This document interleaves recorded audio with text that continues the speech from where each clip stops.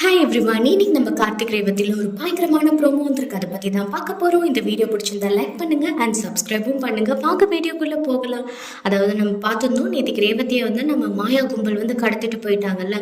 அது வந்து நம்ம ராஜாக்கு இன்னும் தெரியல. அவர் இன்னும் ரூம்லேயே தான் இருந்துகிட்ருக்காரு. திடீர்னு அவருக்கு ஒரு கால் வருது. அது வேறு யாருமே இல்லைங்க, நம்ம சாமுண்டேஸ்வரி தான். அவங்க வந்து சொல்கிறாங்க, இந்த மாதிரி நான் ரொம்ப நேரமாக ரேவதி நம்பருக்கு வந்து ட்ரை பண்ணுறேன், பட் அந்த ஃபோன் வந்து ஃபஸ்ட்டு சிக்னல் இல்லாத மாதிரி காமிச்சிது. அதுக்கப்புறம் ரொம்ப நேரம் கழிச்சு பார்த்தீங்கன்னா ஸ்விட்ச் ஆஃப்னே வந்துருச்சு அப்படின்ற மாதிரி சொல்கிறாங்க. நம்மளுக்கு தான் தெரியும், நேற்றுக்கு வந்து கடத்திட்டு போகும்போது பார்த்திங்கன்னா அந்த பர்ஸும் ஃபோனும் வந்து அந்த புதற்குள்ளே விழுந்துருச்சுல. அது கொஞ்சம் நேரம் கழித்து பார்த்திங்கன்னா அது ஸ்விட்ச் ஆஃபே ஆகிடுச்சு.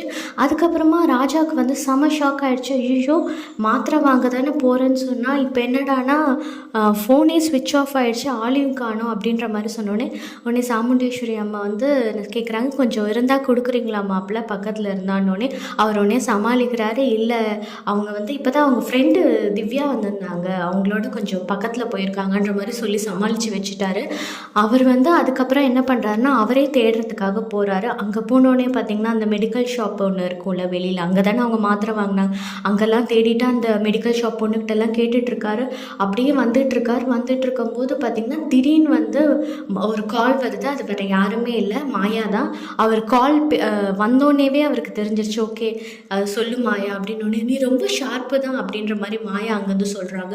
அதுக்கப்புறம் என்ன நடக்குது அப்படின்னு பார்த்தீங்கன்னா, மாயா வந்து ஒரு கெடு மாதிரி வைக்கிறாங்க. நீ வந்து மகேஷை கொடுத்தினா நான் வந்து ரேவதியை அவங்ககிட்ட கொடுத்துட்றேன், நான் தான் ரேவதியை கடத்தியிருக்கேன்ற மாதிரி ஓப்பனாக வந்து சொல்லிடுறாங்க. உடனே ராஜாவுக்கு சமக்கவும், நீ மட்டும் ரேவதிக்கு ஏதாவது ஆச்சுன்னா அவ்வளோதான், உன்னை நான் சும்மாவே விட மாட்டேன்ற மாதிரி அவர் சொல்லிகிட்ருக்காரு.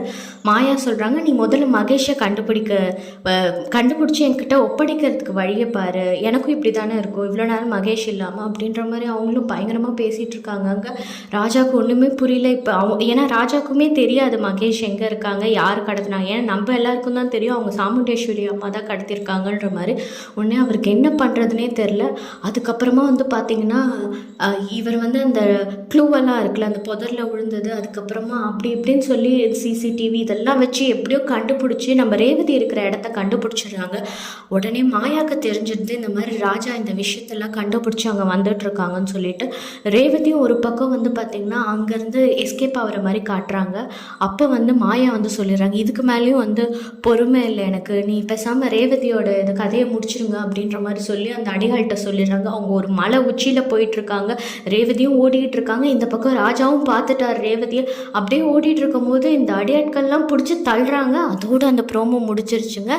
இதுக்கப்புறம் எப்படி நம்ம ராஜா வந்து நம்ம ரேவதியை காப்பாற்றி, அதுக்கப்புறம் காப்பாற்றினதுக்கப்புறம் ரேவதியோட ரியாக்ஷன் என்ன, அவங்களுக்கு எல்லா உண்மையும் புரிய வருதா அப்படின்றத நம்ம பார்க்கலாம்.